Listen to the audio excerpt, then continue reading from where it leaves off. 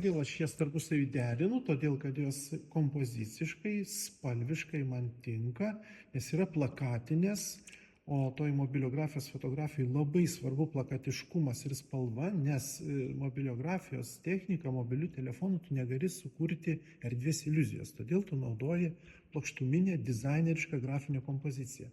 Ir man pats gyvenimas, pačios situacijos pasiūlo tokias kompozicijas. Čia aš iš Romoje, iš Medičių vilos balkono matau šitą mašiną, kuri yra šiaip vieno menininko meno kūrinys. Jisai daug tokių mašinų tarytum iš dangaus paleido ir jos susmigo visas į žemę.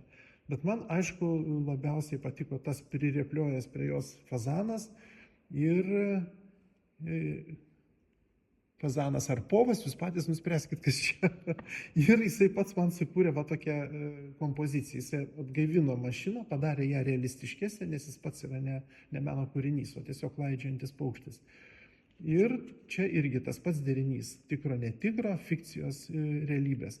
O jeigu keliaujam prie tos anties, tai mane tiesiog sužavėjo vienam provincialiam muziejui Latgalui, Latvijai, ekspozicija, kur būtent va šitai prie nutrupėjusios sienos išeksponuota anties iškamša, tarytum skrenda, tarytum muziejus, bet ir tiesiog kažkoks keistas surrealistinis dekoratyvus elementas.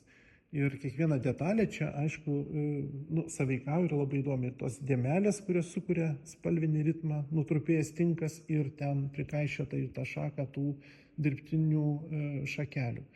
O šita trečia su pypke moteris, tai čia yra viena tokio Martino Paro fotografija eksponuojama parke Romoj, bet prieš ją yra natūrali antikinė kolona. Ir tiesiog aš taip pritūpiau, kad gautųsi irgi tas mišinys toks svetimo meno kūrinio ir tikrovės aplinkos. Ir ta sąveika tų dviejų skirtingų erdvių sukuria trečią erdvę, jau sakykime, tegul būna mano, bet joje yra ta provokacija, kad aš pasisavinu svetimą meno kūrinį ir jį transformuoju savaip.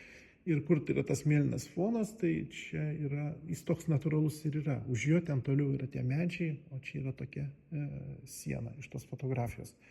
Tai ir visose trijose fotografijose, kaip suprantam, yra tikro netikra, aukšto meno, žemos kultūros paradoksai, tarpusavio sąveikų paradoksai, kurie kuria trečią tikrovę, kurią galima pavadinti Jančinaičio mobiliografijos tikrovę.